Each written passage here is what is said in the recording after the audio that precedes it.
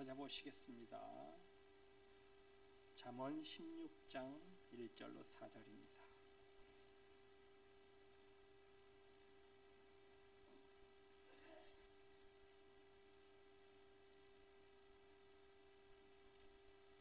잠언 16장 1절로 4절. 마음의 경영은 사람에게 있어도 말의 응답은 여호와께로부터 나오느니라. 사람의 행위가 자기 보기에는 모두 깨끗하여도 여호와는 심령을 감찰하시느니라. 너의 행사를 여호와께 맡기라. 그리하면 네가 경영하는 것이 이루어지리라. 여호와께서 온갖 것을 그 쓰임에 적당하게 지으셨나니 악인도 악한 날에 적당하게 하셨느니라. 아멘. 할렐루야. 할렐루야. 오늘의 이 말씀처럼 하나님이 경영하시는 그 큰 경영에 우리의 작은 경영을 맡겨보시는 여러분들 될 수 있기를 주님의 이름으로 축원합니다. 할렐루야. 성인일수록 자신의 등을 남에게 맡기기가 참 쉽지 않습니다. 보이지 않는 것, 믿지 못하는 것, 여기에 내 등을 맡긴다고요? 쉬운 일은 아닙니다. 그 예로 눈을 감고 선체로 뒤로 넘어가면 과연 뒤에 있는 사람이 나를 받아줄까? 분명 받아준다고 했는데 혹시 장난으로라도 안 받아주면 어떡하지? 이 뒤통수가 깨지는 거 아니야? 이런 생각은 나이가 들면 들수록 더 심해지는 것 같습니다. 어린아이들은 의심하지 않습니다. 애기들은 부모님이 아빠가 엄마가 뒤로 넘어지라고 해도 의심하지 않고 넘어지죠. 받아줄 줄 아니까요. 이런저런 이유로 수많은 이유들로 인해서 내 등을 내 뒤를 다른 사람들에게 맡기기가 참 쉽지 않습니다. 이 모든 것이 남을 믿지 못하는 데서부터 시작되죠. 남을 철석같이 믿는다면, 남을 나처럼 믿는다면 못 맡길 이유가 없죠. 그런데 못 믿어서 못 맡기는 거예요. 나도 나 자신을 못 믿는데 어떻게 남을 믿을 수가 있겠습니까?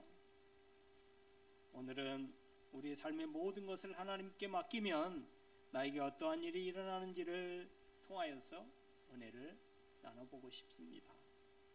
왜 우리가 하나님께 맡겨야 되는지, 어떻게 맡겨야 되는 것인지, 그리고 맡기면 어떤 일이 일어날 것인지 우리가 생각해 보아야 될 것 같습니다. 우리가 왜 하나님께 모든 것을 맡겨야 되는가? 하나님은 우리가 모든 것을 맡길 때 어떻게 생각하실까?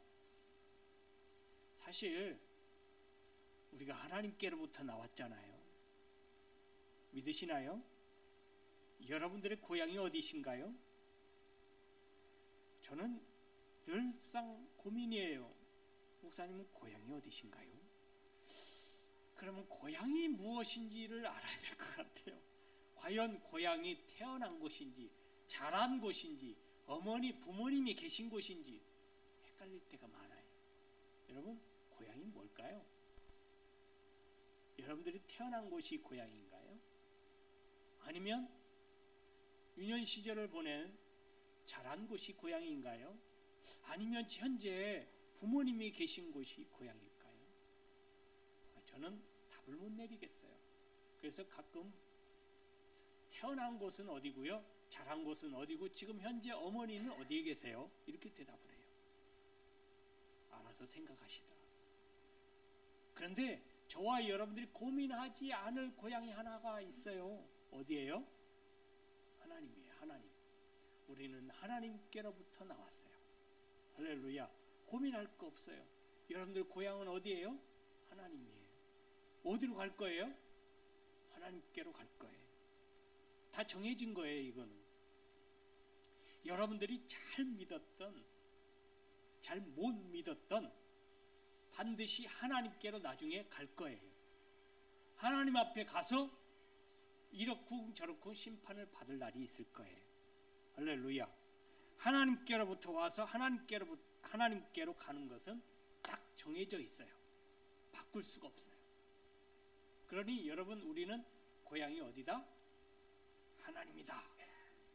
고민하고 걱정할 필요가 없습니다. 이렇게 살았든 저렇게 살았든 하나님께 갈 거예요. 그래서 우리가 하나님께 우리의 인생을 맡기면, 우리의 인생의 모든 것을 맡기면 하나님이 가장 좋아하세요. 하나님 가장 기뻐하세요. 하나님이 가장 기뻐하실 일을 하는 것은 하나님의 자녀로서 마땅히 해야 할 일이에요. 그렇기 때문에 우리는 하나님께 모든 것을 맡겨야 하는 거예요. 우리가 하나님께 모든 것을 맡긴다라는 얘기는 다른 말로 말하면 우리가 하나님의 모든 것을 다 믿는다는 뜻이에요. 내가 하나님께 모든 것을 다 맡겨도 하나님이 나를 충분히 이끌어가 주실 것을 믿기 때문에, 그 믿음이 있기 때문에 맡긴다는 거예요. 하나님은 그 믿음을 보시고 기뻐하시는 거예요. 내가 맡기는 그 행위보다 그 맡길 때 기본적으로 가지고 있는 그 믿음, 하나님, 제 인생은 제 게 아니고 하나님 겁니다 라고 믿고 맡길 수 있는 그 믿음을 보시고 하나님은 나를 기뻐하시는 거예요. 할렐루야. 성경에도 믿음이 없이는 기쁘시게 하지 못한다 라고 했거든요. 그래서 우리는 적어도 하나님께 나아갈 때는 반드시 그가 계신 것과 또 그가 자기를 찾는 자들에게 상 주시는 이심을 믿어야 할지니라. 믿어야 한다. 그 믿음이 있어야, 믿음을 가지고 하나님께 나아가야, 믿음으로 하나님께 간구하고 믿음으로 하나님께 고백해야 하나님은 그 믿음을 보시고 우리가 한 모든 것을 기뻐하시고 받으신다는 거예요. 할렐루야. 보통 우리의 모든 걱정과 문제 등을 상대에게 맡기면 그 상대는 좀 불편해요. 물론 근심과 걱정을 나누면 반이 되고 기쁨은 배가 된다 이런 말이 있는데, 여러분들이 어려움을 당하고 근심거리, 걱정거리가 있는데 누구에게 맡기려고 하는 마음이 편하십니까? 맡기려는 마음이 생겨요? 아니, 그 근심거리, 걱정거리를 드러내는 것 자체를 좋아하실 리가 없어요. 내 마음이 벌써 불편해. 내가부터 불편한데 이 말을 듣는 사람은 어떨까요? 말은 그래, 고마워, 나에게 그런 걱정거리 털어놔줘서 고마워, 나도 어떻게 같이 걱정해 볼게. 좋을 리가 없어요. 좋아할 리가 없어요. 같이 걱정이 될 뿐이지. 인간은 그렇습니다. 불편한 나머지 짜증을 낼 수도 있어요. 핀잔을 주기도 합니다. 하지만 하나님은 절대 짜증을 내거나 하나님은 절대 불편해하지 않으세요. 불평을 늘어놓지 않으십니다. 우리가 걱정하고 근심하는 것을 오히려 다 맡기라라고 말씀하시거든요. 그리고 너는 다 맡기고 너는 그 근심과 걱정을 그 마음에서 다 끄집어내서 몽땅 다 주님께 맡기고 너는 뭐 하라고요? 쉬래요. 내가 너를 편히 쉬게 해주신대요. 오히려 하나님은 나에게 그런 것들을 맡기라고 하시네요. 그러니 하나님이 그렇게 맡기라고 말씀하셨으니 그 근심과 걱정을 맡긴다고 불편해하거나 불만하거나 핀잔을 주거나 그러지 않으신다는 거예요. 하나님은 지극히 작은 것이라도 여러분들과 저의 고민과 걱정을 받으시길 원하세요. 아주 작은 것이라도. 그리고 우리 인생에 있어서 필요한 것, 아주 작은 것이라도 하나님은 요구하기를 원하세요. 그러니까 이 말은 뭐냐면 하나님이 아주 작은 것이라도 우리에 대해서 관심을 가지고 계시다는 뜻이에요. 그리고 관심을 갖고 싶으시다는 뜻이에요. 여러분 간섭 좋아하시나요? 안 좋아하시죠? 간섭하는 거 좋아하세요? 안 좋아하세요? 안 좋아하죠? 근데 여러분 간섭은 다른 말로 말하면 관심하고도 같아요. 관심이 없으면 간섭하지 않아요. 부부간에 서로 간섭이 심하죠? 아니신가요? 간섭 안 심하신가요? 나이대별로 이것도 다 다르답니다. 나이가 많으면 많을수록 아침에 일어나서 살았는지 말 확인하면 된다고, 그게 관심의 끝이라고 얘기를 하긴 하는데, 어쨌든 서로 관심을 갖는 건 좋은데 심하면 간섭이라고 생각해요. 그래서 간섭을 별로 안 좋아하거든요. 선을 넘는 거 별로 안 좋아하시죠. 그런데 하나님은요 깊이 간섭하시기를 원하세요. 여러분들의 삶에, 내 삶에 아주 작은 것이라도 간섭하기를 원하세요. 그게 하나님의 계획으로 우리의 인생이 가득 차기를 원하신다는 뜻이에요. 반대로 말하면 우리 인생을 하나님께 모두 다 내어드린다는 뜻이거든요. 하나님이 모든 것을 다 이끌어 가시도록 다 내어드린다는 뜻이거든요. 여러분, 내가 가진 모든 것을 다 하나님께 맡기면 우선 편해요. 우선 마음이 편해요. 내가 걱정할 필요가 없으니까요. 내가 그것을 이기려고 힘쓸 필요가 없으니까요. 내가 저 원수 사탄 마귀를 이기려고 애쓰고 힘쓰지 않아도 돼요. 저 세상을 이기려고 편법을 쓰고 머리를 쓰고 골머리를 앓고 스트레스를 받을 필요가 없어요. 하나님이 싸워주시는 거예요. 하나님께서 대신 싸워주신다니까요. 믿고 맡겨보시기 바랍니다. 우리는 그렇게 믿고 맡기니까 마음이 편안하니까 행복해요. 할렐루야. 그리고 결과는 하나님이 싸워주시는데 결과는 당연히 이기는 거죠. 사탄이가, 마귀가 하나님과 싸워서 이길 수 있습니까? 못 이기죠. 그러니 하나님이 대신 싸워주면 우리는 그냥 승리하는 거예요. 우리가 싸워서 피를 흘리고 눈물을 흘리고 한숨을 내쉬고 할 필요가 없다. 할렐루야. 할렐루야. 하나님께 맡기면 된다는 뜻이에요. 우리의 한숨과 눈물을 하나님께 다 맡겨버려요. 그래요. 하나님, 제가 사는 것 아니고 제가 산다고 내 승리가 아닌데 왜 내가 이러는지 모르겠네요. 하나님께서 해결해 주세요. 그러면 어떻게 하나님께 맡기는 것이 되는 걸까요? 어떻게 하면? 그러려면 우선 하나님의 뜻을 알아야 되겠죠?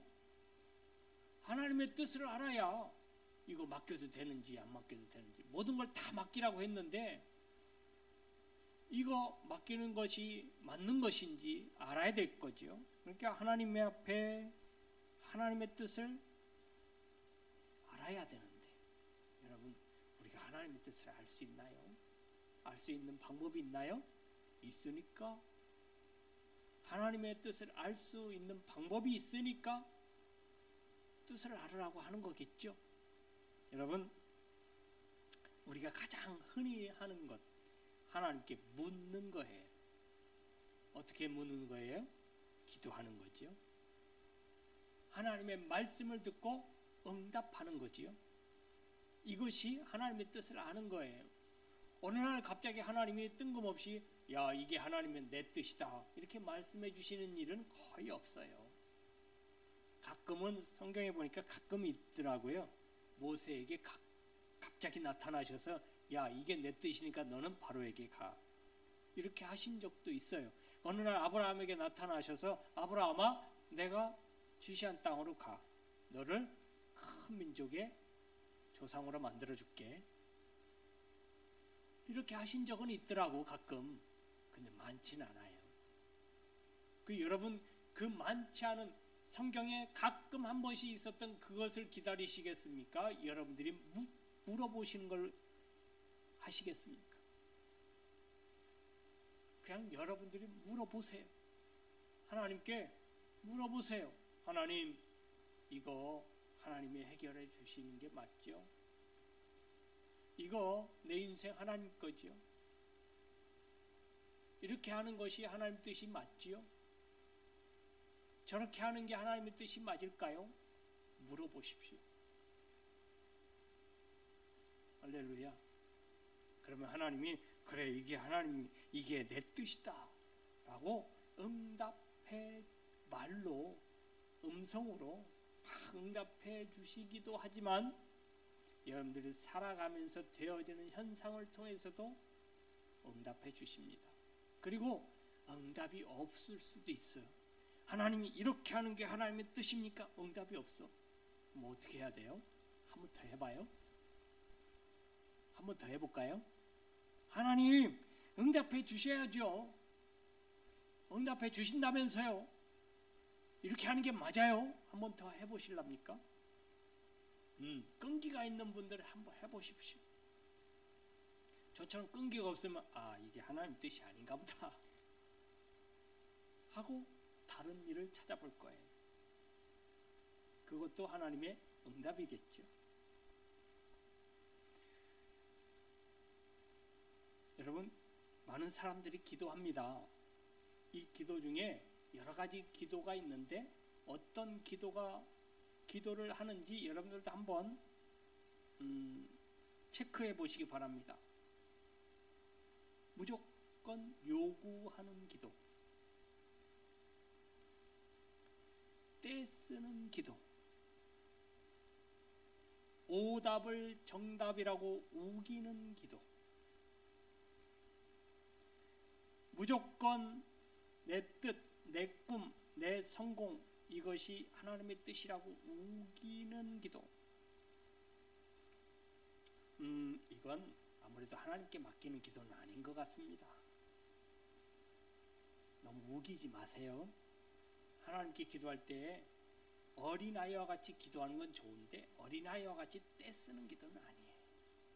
어린아이와 같은 순수한 마음으로 아빠의 뜻이 뭘까? 엄마의 뜻이, 엄마가 말씀하신 이 말씀이 무슨 뜻일까? 무슨 의미일까? 생각해보고 그 뜻대로 살아가 보려고 하는 순수한 믿음의 기도, 그런 기도가 있기를 바랍니다. 우리는 늘 이런 마음을 갖지요. 주님 뜻대로 살기를 원합니다. 여러분, 그런 고백을 한두 번 해보신 건 아닐 거예요. 찬송에도 주님 뜻대로 살기로 했네, 주님 뜻대로 살기로 했네, 주님 뜻대로 살기로 했네, 뒤돌아서지 않겠네. 주님이 원하시는 방법대로 생각대로 살아가기를 원하는데 자꾸 뒤를 돌아보는 건 내 육신의 생각이에요. 내 뜻이에요. 온전히 하나님의 뜻을 분별하고 알고 하나님의 뜻에 순종하며 살아갈 수 있게 되기를 바랍니다. 이 세상의 것이 믿음의 눈으로 볼 때는 별로 쓸 데도 없고 우리에게 필요할 때가 없는 것 같아요. 그런데 오늘 말씀해 보니까 이 모든 것에도요 쓰임새가 있다네요. 4절의 말씀에 여호와께서 온갖 것을 그 쓰임에 적당하게 지으셨나니, 적당하게 지으셨대요. 그 쓰임새대로. 악인도 악한 날에 적당하게 하셨느니라. 자, 이 말을 오해하시면 안 됩니다. 악인도 하나님이 만드셨나 보다. 여러분, 악인을 하나님이 만드셨을까요? 어떻게 생각하시나요? 여러분, 그렇게 생각하면 거슬러 올라가야 돼요. 어디까지? 아담까지 올라가야 돼요. 여러분, 아담이 죄를 짓게 된 건 하나님의 뜻일까요?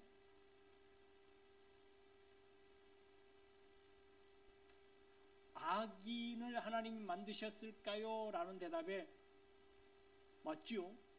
라고 대답하는 분들에게 묻습니다. 아담이 죄를 짓게 된 게 하나님의 뜻일까요? 여기에도 이해라고 대답해야 될 거예요. 그런데 아닙니다.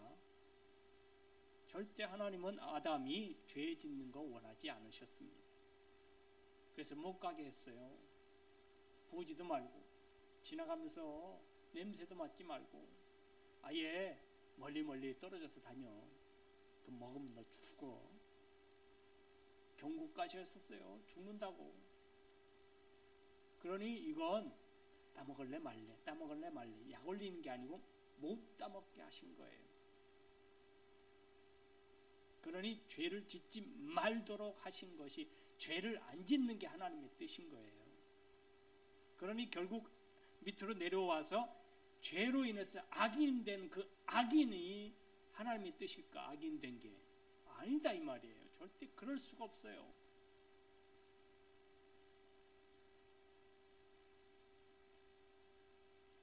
여러분들이 행한 것에 대한 결과는 여러분들이 받아야 돼요. 내가 악한 짓을 저질렀으면 그 악한 것에 대한 보응을 내가 받아야 되지. 하나님이 만드셨으니까 하나님이 받아야지. 그러면 안 그렇습니까? 악인을 하나님 만드셨다는 사람은 그러면 그 악한 것에 대한 보응도 하나님이 받아야 되겠네요. 맞잖아요. 절대 그렇지 않습니다. 그러나 악인된 그 사람도 악인된 그것으로 인해서 쓰임새가 있는데 어떤 쓰임새가 있을까? 간단합니다. 여러분, 악인이 있으면 누가 있어요? 의인이 있겠죠? 근데 성경에는 의인이 하나도 없다네요.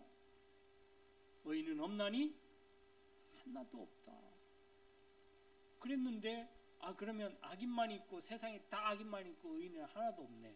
그런데 성경에 뭐라 그랬어요? 예수 그리스도의 이름으로 인해서 의인된 사람들이 있어요. 악인이었지만 의인으로 칭해진 사람들이 있다 이 말이에요. 그러면 그 의인이 누구에 비해서 의인이냐라고 할 때 그 누구? 그게 악인이에요. 악인이 있으니까 누가 있는 거예요? 의인이 있게 된 거예요. 악인이 나쁘고 악인이 처벌받고 악인이 보응받는 것으로 인해서 의인이 하나님 앞에 칭찬받고 복받고 의인이 하나님 앞에 상급받고 이런 것이 더 값어치가 있고 부각이 되는 거예요. 그럴 때 악인이 쓰임받습니다. 악인이 다른 것으로 쓰임받지 않아요. 의인하고 악인하고 같이 있으면 누가 더 칭찬을 받아요? 의인이. 대단하다고. 세상에 악이 흘러넘치고 악이 세상을 주관하고 있을 때 선한 일을 조금만 해봐요. 그 선한 일을 한 사람이 얼마나 부각됩니까? 요즘 시대가 그런 시대잖아요. 길 가다가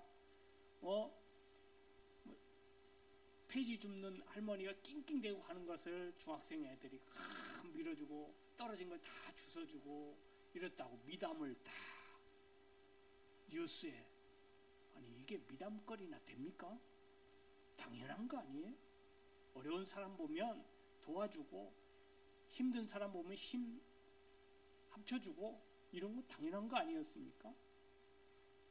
근데 이 시대가 그렇게 돼버렸어요. 그러니 여러분 조금만 착하게 살아도 여러분 굉장히 착한 사람이 될 수 있어요. 누구 때문에? 악한 사람 때문에. 악한 사회 때문에, 악이 판치는 세상 때문에 그렇게 돼버렸어요. 그러니 여러분, 예수의 이름을 가지고 조금만 더 착하게 살아보세요. 할렐루야. 조금만 더 예수의 이름을 힘입어서 조금만 선행을 해보세요. 우리 동산교회가 예수의 이름이, 하나님의 이름이 많은 사람들에게 칭송을 받을 거예요. 요즘 기독교, 개신교, 기독교가, 개신교가 4번째인가 5번째로 밀려났대요. 많은 사람들에게 어느 종교가 선호도 조사에서 어느 종교가 좋은 것 같으냐, 이런 조사에서, 물론 이 조사들을 다 믿을 수는 없지만 충격적이게 5위였는데 바로 위에 4위가 뭐냐? 원불교였답니다. 원불교가 뭔지 아세요? 저도 잘 몰라요. 원불교가 우리나라 자생불교예요.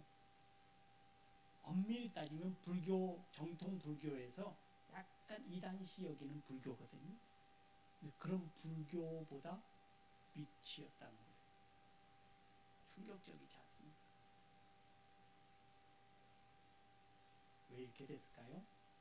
우리 고성에서 동산교회 하면 어떤 이미지가 떠올라야 될까요? 여러분, 교회는 어떤 이미지가 떠올라야 돼요? 예수의 사랑.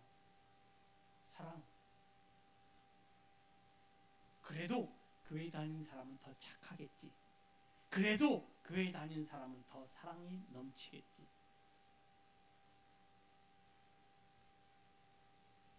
실제로 여러분, 동산교회 다니시는 여러분들은 다른 사람들보다, 다른 교회 뭐 그런 거 신경 쓰지 마시고 다른 사람들보다 조금 더 착하게 사십시오. 할렐루야.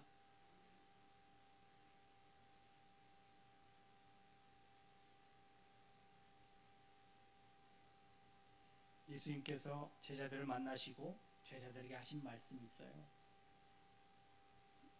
나를 따르라. 여러분, 제자들에게 나를 따르라. 여러분, 나를 따르라 라는 말은 사실은 제일 많이 쓰는 데가 어디냐면 군대에서 지휘관들이 나를 따르라 이러거든요. 그럼 여러분, 이 말은 무슨 뜻이냐면 내가 갈 테니까 내 뒤를 따라오라는 거거든요. 자기가 가는 방향으로 따라오라는 거거든요. 나를 따르라 그래놓고 가만히 있고 가라고, 이건 나를 따르라가 아니죠. 충격 앞으로 이거죠. 예수님께서 제자들에게 나를 따르라 이 말씀을 하신 이유는 나와 동행하자 이 말이죠. 똑같이 살아가자. 나를 똑같이 따라와라. 내가 하는 말, 내가 하는 행동, 내가 걸어가는 이 발걸음 뒤를 쫓아오라는 거예요. 예수를 닮으라는 거예요. 예수님의 뒤를 제자들에게 맡기겠다는 거예요. 이 말은 뭐예요? 제자들이 예수를 믿는 믿음을 가지고 예수를 쫓으라는 뜻이기도 해요. 그리고 나를 따르라는 것은 예수님께서 제자들에게 내 뒤를 맡길 테니까, 내 뒤를 실제로 맡겼잖아요. 예수님께서 승천하신 뒤에 제자들에게 예수님의 사명을 맡기셨잖아요. 이 세상에, 온 세상에 복음이 증거되어지는 것이 하나님의 뜻이고 예수님께서 이 땅에 오신 이유예요. 그것을 제자들에게 맡기셨잖아요. 뒤를 맡기셨잖아요. 이 믿음의 관계가 참 중요해요. 여러분, 맡긴다라는 것은 그런 의미예요. 내 모든 것을 다 허용하겠다는 거예요.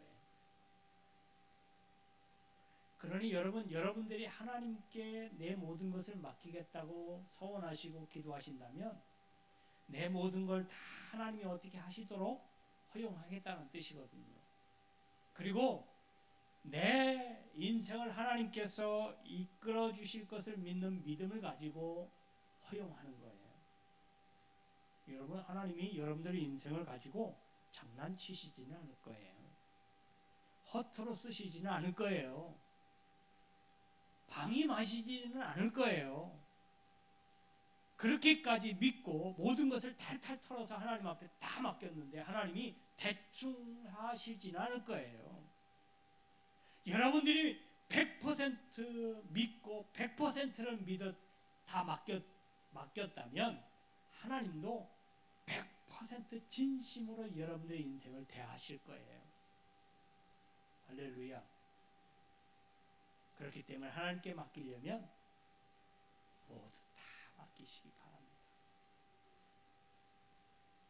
계산하지 마십시오. 이거는 될 것 같고 이거는 안 될 것 같고 이건 내가 해도 될 것 같고 이런 거 계산하지 마십시오. 우리의 앞날은 아무리 쉬워도 어떻게 될지 몰라요. 결과는 하나님께서 만들어 주시는 거거든요. 경영은 내가 해도 그 경영을 인도하시는 분은 하나님이셔요. 그리고 열매를 맺게 하시는 분도 하나님이시고요. 내가 하는 것 같지만 사실은 하나님의 계획 안에 있는 거예요. 그러니 결국 이래나 저래나 하나님의 계획이라면 하나님께 내 마음과 정성과 뜻을 다 맡기는 것이 우리 올바른 신앙인의 태도가 아닐까요?